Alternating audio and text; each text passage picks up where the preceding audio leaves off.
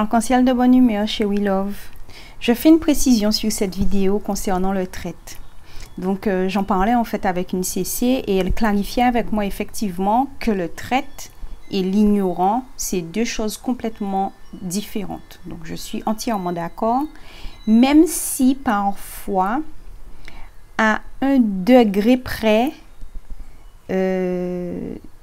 celui qui est dans le déni, donc qui fait semblant d'ignorer, eh bien, il est déjà traite en fait. Et là, on est en 2021. Personne ne peut me dire qu'il ignore que la religion a été apportée par d'autres peuples. Alors, je dis personne. Personne, je parle des gens de notre génération. Ma grand-mère, par exemple, c'est maintenant qu'elle sait que la religion a été apportée. Parce qu'elle n'a jamais réfléchi là-dessus, elle a appris ça depuis petite. Il fallait prier, il fallait aller à l'église pour que les gens ne viennent pas chez toi te réprimander, que tu n'as pas de croyance, que tu es avec le diable, que tu fais des complots, que au café sorcier, enfin, à l'âge de ma grand-mère et de mes grands-parents de toutes les façons, parce que ils sont nés dans les années 1920-1910. Donc, à cet âge-là, ils avaient appris par leurs parents d'aller à l'église, de prier, d'utiliser la Bible. Même si tu ne sais pas lire, tu récites des prières que tu as appris par cœur, même si tu ne comprends rien en prière.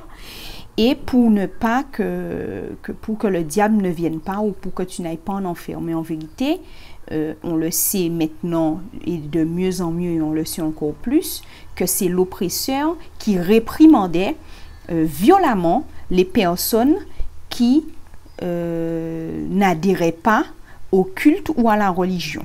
Dès que quelqu'un faisait des rituels ancestraux, des rituels traditionnels, cette personne-là avait une punition. Alors, ça pouvait être même la mort, hein. D'ailleurs, c'est pour ça que sur certains territoires, comme au Brésil, comme à Cuba, la santeria est née, parce que c'était pour masquer la tradition Yoruba. Et la tradition vaudou aussi, pour pouvoir cacher les lois, justement, pour pouvoir les masquer derrière des saints et que ça passe inaperçu. Alors, bon, pour revenir au sujet, je disais, je suis entièrement d'accord avec elle qu'il y a une différence entre le traite et l'ignorant. Même s'il y a très peu de personnes de notre génération qui sont ignorantes. Elles restent dans le déni, donc c'est surtout ça qu'on va se dire, elles restent dans le déni, mais elles ne sont pas ignorantes. Elles savent très bien. Quelqu'un qui ignore, c'est sûr, on ne peut pas le mettre dans le même groupe que le traître. Le traître, enfin trahir, c'est tromper, dans le sens où on abandonne quelqu'un ou quelque chose auquel on doit une certaine fidélité. Et c'est clair qu'en tant que noir, bon, on dit plus noir, hein, parce que quand on prend conscience, on a compris, on remplace par des mots sensés, genre en tant que mélanoderme, en tant que camite, en tant que kémite, bref.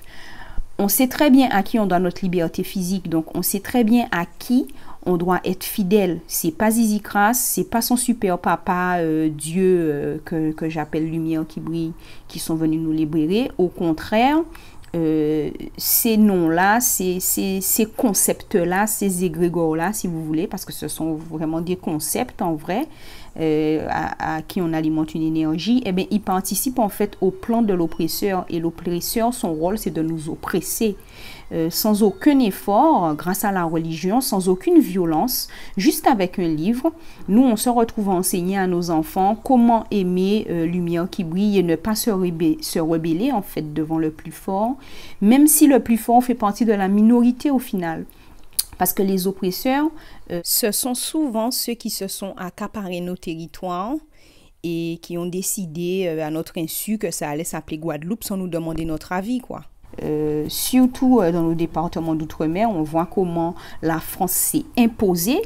On n'a pas à détester l'oppresseur ni à mettre le feu dans leur maison, hein. Bon, il y a une stratégie qui est simple. On peut ne plus acheter dans leur entreprise. On peut aussi ne plus postuler, ne plus aller travailler pour eux, s'organiser pour être autonome et ne pas dépendre de leur salaire.